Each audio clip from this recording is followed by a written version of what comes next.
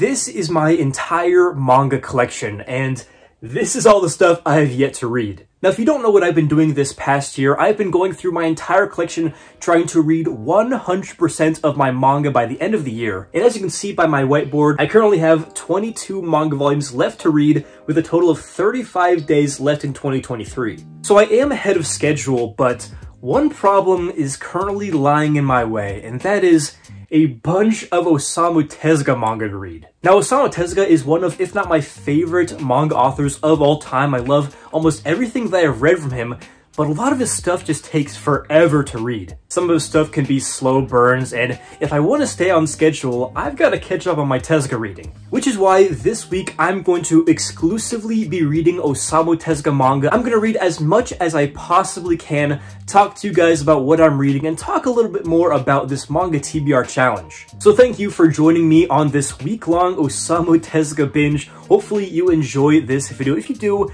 make sure to leave a like and subscribe for more manga videos just like this. So without any further ado, let's get right into reading some Tezuka. Alright, we're going to start off this week-long Tezuka binge with the remainder of this Triton of the Sea volume. Now, one thing I forgot to mention about why I've been putting off these Tezuka volumes is that a lot of them are very big, as you can probably tell. I'm currently about 3/4 of the way through this volume. It's taken me a little bit, as you could probably expect, but we're going to finish this up and I'll tell you what I think about it. Triton of the Sea is an action manga series that came out in 1969 and follows our main character Triton, who's the last descendant of the race of mermen that was wiped out by the king of the sea, Poseidon. It's a series that's packed full of action battles between Triton and a number of foes in varying shapes and sizes, but the series is also packed full of emotional moments and themes such as racism, humanity, family, and revenge. Alright, so I just finished the first volume of Triton of the Sea, technically volumes 1 and 2, because this is an omnibus, but I'm just counting it as one volume. This was really good. Obviously, I won't get into any spoilers in case you want to read this series, which as of right now, I would really recommend, but this omnibus ended at a turning point. I'm very excited to see how the second half of this series goes. I'm sure it's gearing up for some really cool action. And overall, I can say with confidence that I really enjoyed this omnibus. If I had to give it a score, I'd give this a 7 out of 10 so far, but we'll see how it goes from here.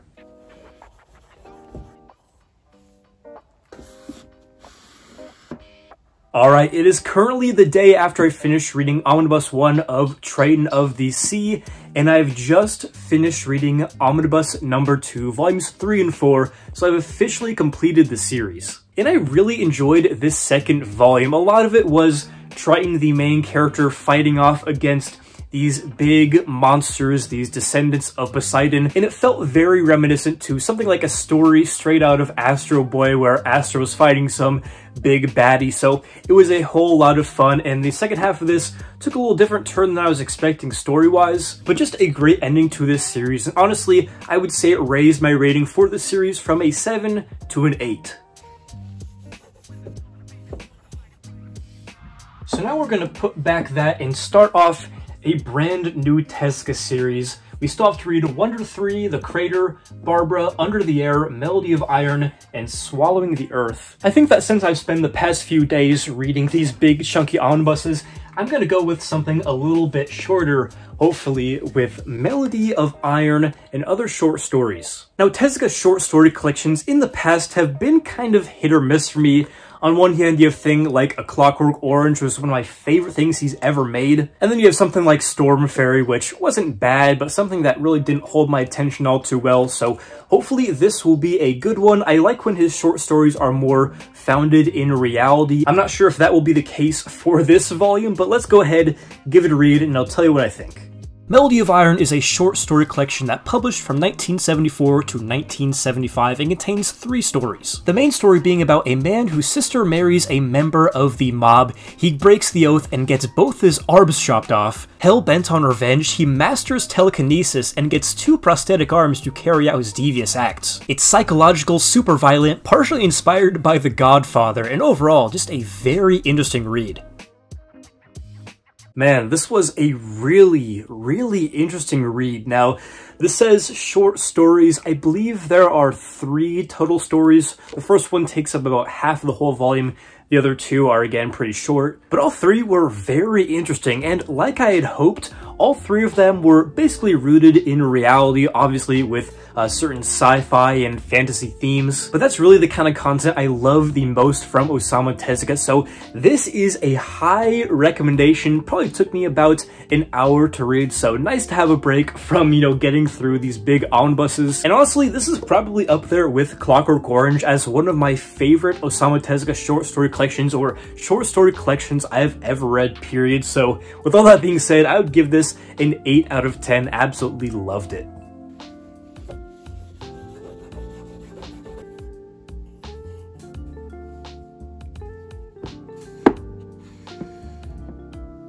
You know, if I'm being honest, I was kind of apprehensive to start this whole week-long Tezuka binge challenge. The main reason being the fear of burnout. Now, obviously, if you read non-stop, especially stuff from the same mangaka, you're more likely to get burned out and sick of what you're reading, but thankfully so far I have not experienced that. Probably because not only is Tezuka my favorite mangaka of all time, but his series have so much variety in their themes, their settings, even genres. So about halfway through this week-long Tezuka binge, things are going pretty well, and the next volume I'm going to read from him is Barbara. Now, this is one of the more rare, expensive Tezuka books in my entire collection. I really don't know if this will be getting reprinted, but as it stands right now, this is like a $50+ volume, but luckily I was able to pick this up for a great price this year. I've heard that this one is really good. I think it even has a live-action movie based on it. So I'm gonna go ahead, read this book, and I'll let you guys know if it was worth the high price tag. Barbara is Osamu Tezuka's 1973 psychological drama about a famous, popular author who basically adopts this homeless girl he finds at the train station. We find out that the author has a serious mental illness, and eventually he becomes extremely attached to Barbara for better or for worse. We see a collection of stories following Barbara and the author that get absolutely insane. There's witches, there's demons, there's a bunch of other crazy stuff, and I really can't even say any more, but just know this manga is mind-bending as hell.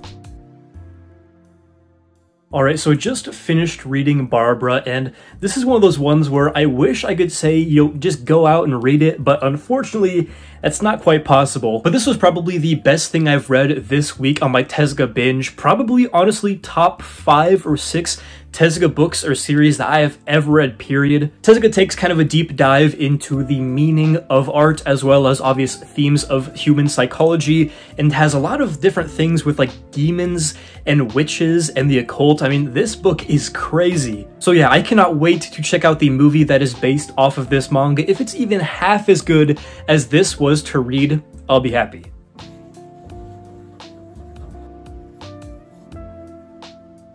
I want to take a quick detour from Tezuka manga to talk about the Manga TBR Challenge as a whole. Like I said earlier, it was my goal this year to finish all of the manga I had in my collection, to read 100% of it. And there are definitely some positives and negatives I found from this challenge. I may even make its own video talking about my experience. Some good things, you know, it feels great to read your manga, but one of the main bad things is that sometimes it can get a little overwhelming. When you have to skip a day, it can feel like you have to play catch up, or reading manga can start to feel like a chore. But as you saw earlier on my whiteboard, I have a little under 2 weeks of free days where I could not read any manga and still be on track. So after this Tezuka challenge, I might take my foot off the pedal a little bit, but I'll still be in good shape to complete this challenge. Speaking of the Tezuka challenge, we have to pick out our next book to read, and I'm thinking Under the Air. It's a little bit thinner than Barbara, even though Barbara took me like an entire day to read. Now I have to cover up this cover because there are nipples on it for some reason. Again, I have no idea what this is about, but you guys already know the drill. I'm gonna get reading and I'll give you my thoughts afterwards.